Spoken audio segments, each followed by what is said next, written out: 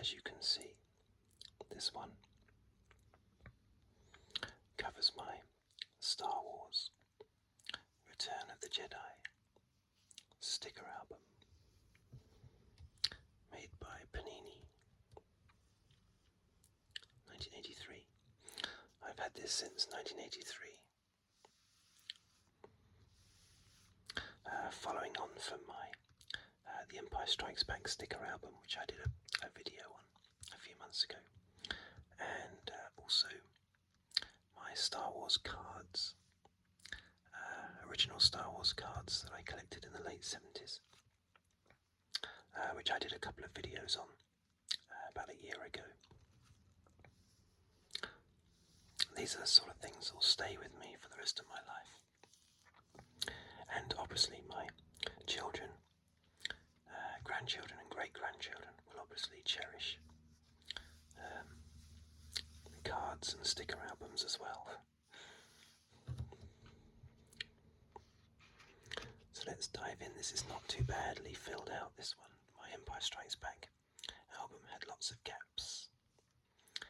This one was a lot better. See the first double page, just one gap. But this was my crowning achievement from the album, getting all 9 stickers for this fantastic shot, which has more recently been a wallpaper on my phone. It's a great shot, that. The standout Return of the Jedi picture, I would say. I'm not a fan of these portrait shots, as I've said before. I prefer anything involving sort of monsters, creatures, action scenes, and the ultimate stormtroopers. I love stormtroopers. They're my favourite characters in any of the films or TV series. I'm not one of these people that sort of hero worshipped Han Solo. I wasn't interested in that at all. I just loved the stormtroopers. Although I never wanted them to win, of course.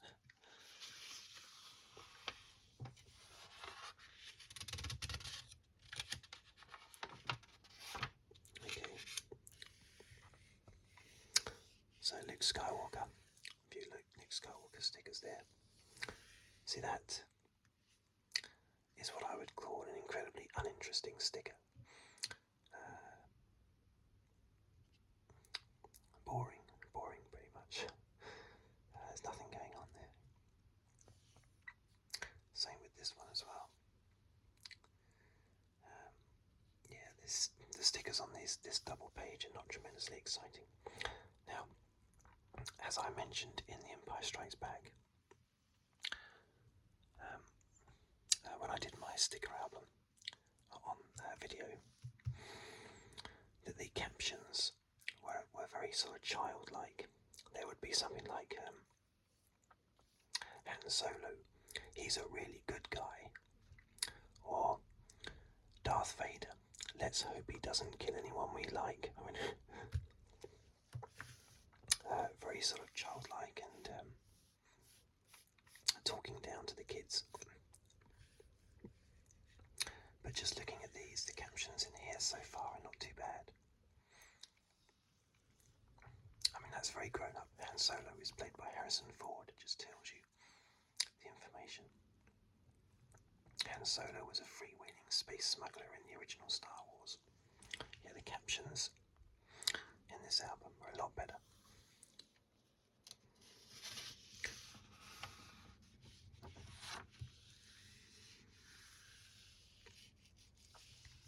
This helmet, I remember my 3 3/4 inch figurine of this particular Lando costume. I lost the hat. I was really distressed. I stopped looking for it a few years ago, but yeah, I was most distressed about that.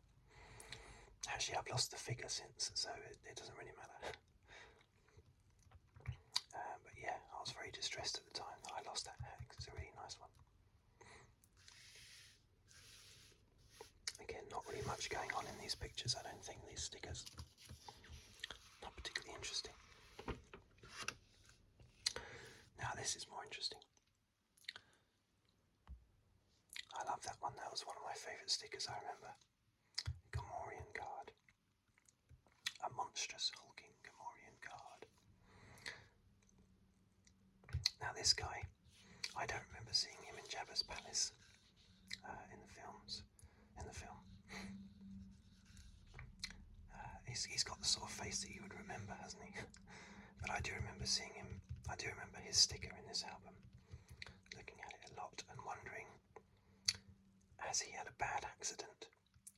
Or is that, or does, Mother Nature not particularly good on his planet? I mean, that's an odd thing for evolution to have created, isn't it? So I assume he's had an accident with a motorboat or something, with a propeller from a motorboat. I mean, that's pretty grim. It can't be that everybody looks like that on his planet.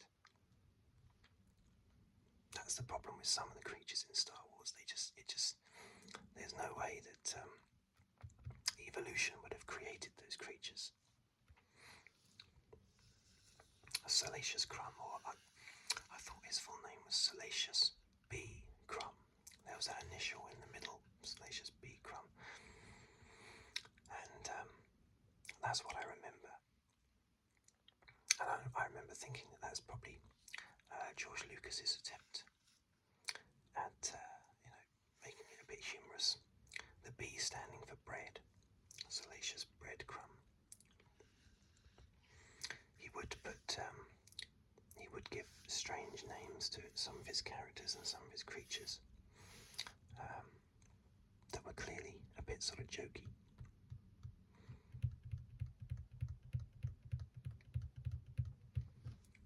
Like the Mon Calamari, for instance. The sort of sea creature, aliens, the Mon Calamari. Clearly, George Lucas being a bit witty there, which is surprising because it sort of takes you out of it, doesn't it? It takes you out of the magic of the movie. If you have names like that, like Tessek Squidhead, it's got a head like a squid, so his name is Tessek Squidhead. Unless officially his name is only Tessek. Actually, I'll tell you something about Tessek Squidhead in a minute, when we get to the calamari. Slice Noodles and the Rebo Band. I'm not a fan of the special editions at all. I don't like the fact that they changed the music, and I think they changed Slice Noodles a bit, didn't they? But it's very difficult to impress people who have never seen Star Wars before. It's very difficult to hand them the film and say, here you go, this was made in 1977. And then they come back having watched it and they go, hang on a minute, there's computer special effects in this, I'm not impressed by it. I'm not impressed by what they were doing in 1977 because it's clearly been tampered with since. And then you have to admit and say, yeah, I know there are some computer stuff in there. I wish the special editions, I like the special edition, but I only like special editions when they are using footage that was originally shot for the film. When they come back decades later and just add in computer animation, I don't like that at all. I don't like it when they make up new material to put in an old film.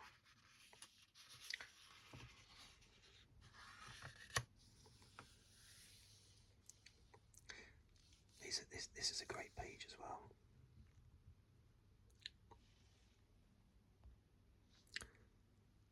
The sail barge and the skiff. When they were designing the sail barge,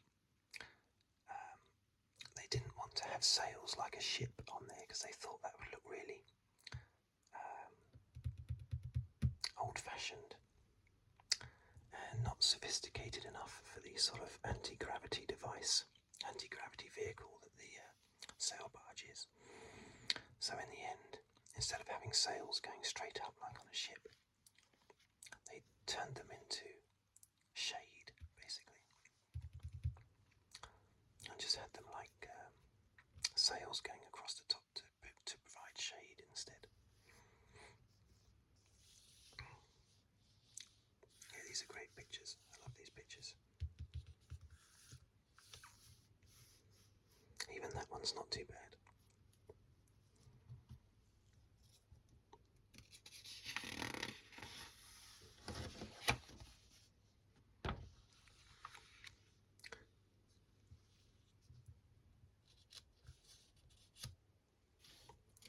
Lots of pages have I still got to go? There's a few more pages still to go. Again, that's a beautiful one. I love that picture up there. The Gamorrean Guard. That's great. I don't know why I particularly like that. It's just a creature, basically. Classic Justin, the Return of the Jedi. Well, of course, they've been in the Mandalorian since, haven't they? But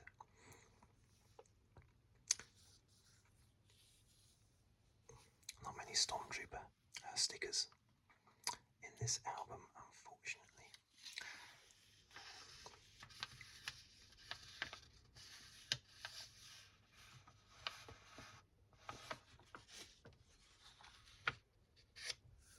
Now going back to Tessek Squidhead. I once had an interaction with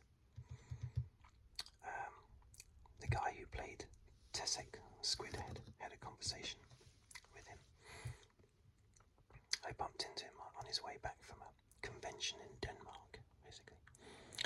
And he played Tessek Squidhead, who I think is Jabba the Hutt's accountant. Although you wouldn't know that from watching the film. But in the wider canon, he was Jabba the Hutt's accountant. But he also played a Mon Calamari officer. And that says one of Admiral Akbar's soldiers listens to the attack plan. So maybe that is the Mon Calamari officer that I've met. Or maybe that is. Played by Gerald Home, I think his name was. I think he died last year, Gerald Home. But yeah, Tessek Squidhead and a Mon Calamari officer he played. Chatting to him was one of the best moments of my life. But there you go. It's nice to have met someone from Star Wars films.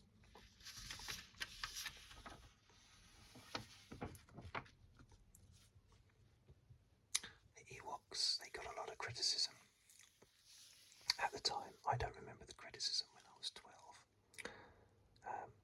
But more recently I've known that they got a lot of criticism for being just an attempt to attract the kids, sell merchandise, cute, cuddly teddy bears. But I think they fitted into the plot quite well. I was a big fan of the forest moon of Endor anyway. Is it the forest moon that's called Endor, or is it the planet that's called Endor? Knowing George Lucas, as I don't, it could be both. The planet could be called Endor and also the forest moon.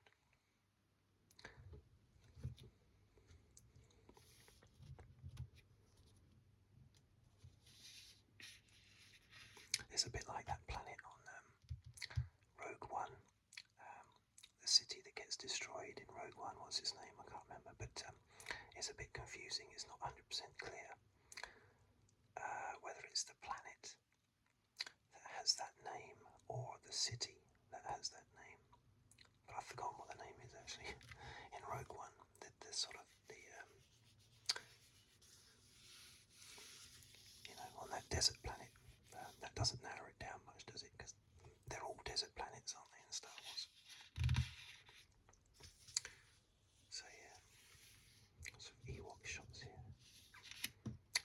massive fan of the Ewoks, but I do feel they had a place in the film. I don't think they deserved criticism.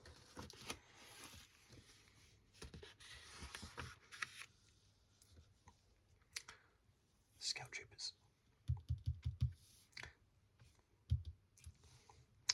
I've always liked their helmets, but I think the rest of their clothes look a bit silly.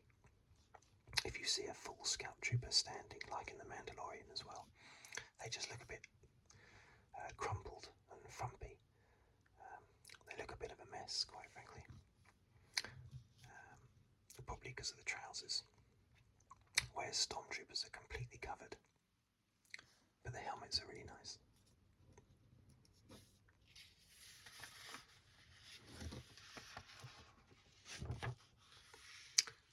It's nice Stormtrooper shots here. See, that's a great one. I'd have loved that when I was younger. I still like it now. Any shots with lots of Stormtroopers in. And the Emperor, played fantastically by Ian McDiarmid. Back then he was a younger person playing an old person. And in The Revenge of the Sith he was an old person playing a younger person. There you go.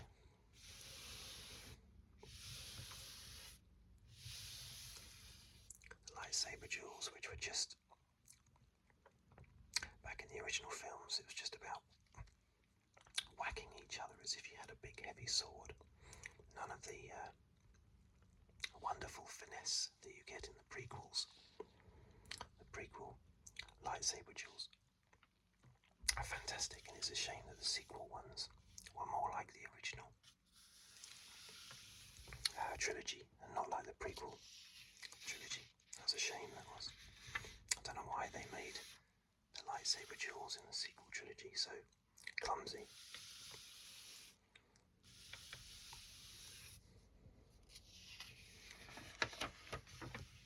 Supposedly, I think because Kylo Ren and Rey were, had not yet finished their lightsaber skills. But I think that's a bit of an excuse for just some sloppy work with the lightsaber duels.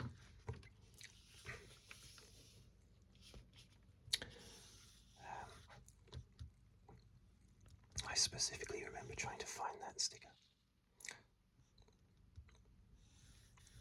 Not that one, but I do remember trying to find that one. Are these?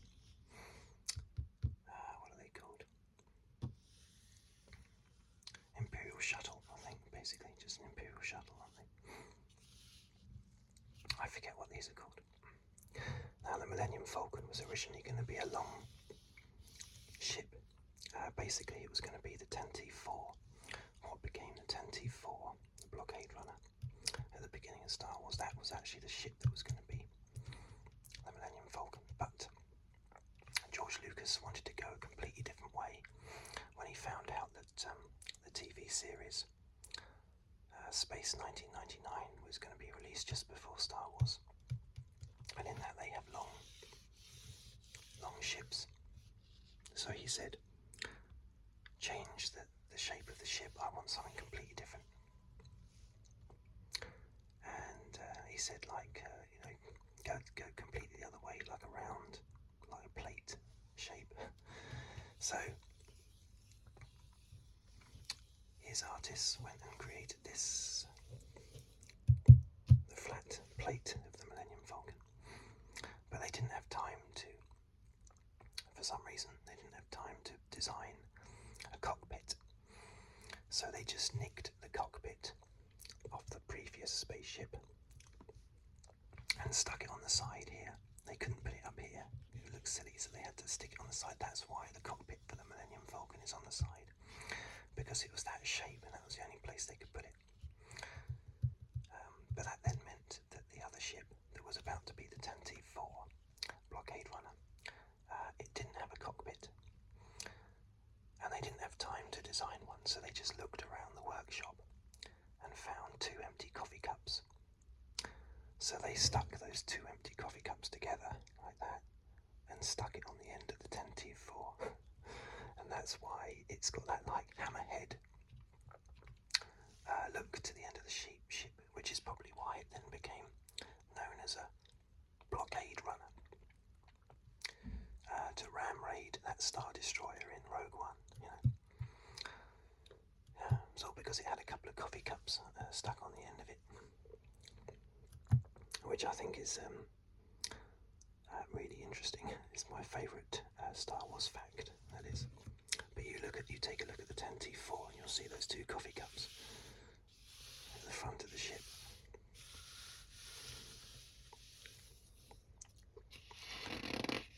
One more page left.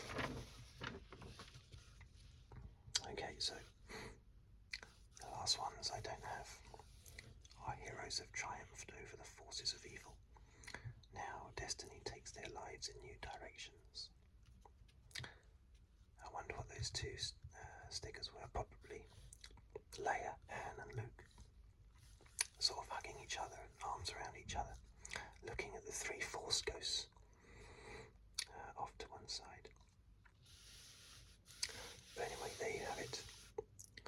There's my mostly complete Return of the Jedi sticker album.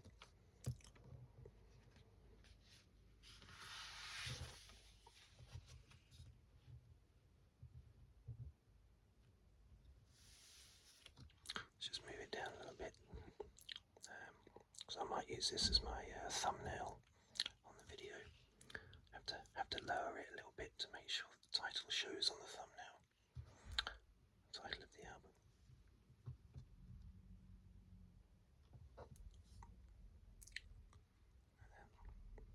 Get my hand out of the way. Okay, so thank you for watching. Thank you for listening. And if you'd like to subscribe, please do so. Please do so. Or like the video, or comment on the video. All gratefully received. And I will see you on the next video, whatever it's about. I do different subjects, mostly Formula 1 probably. Mostly Formula 1 and Star Wars. But I do everything. Nothing is off the cards. Or off the table, or whatever the phrase is.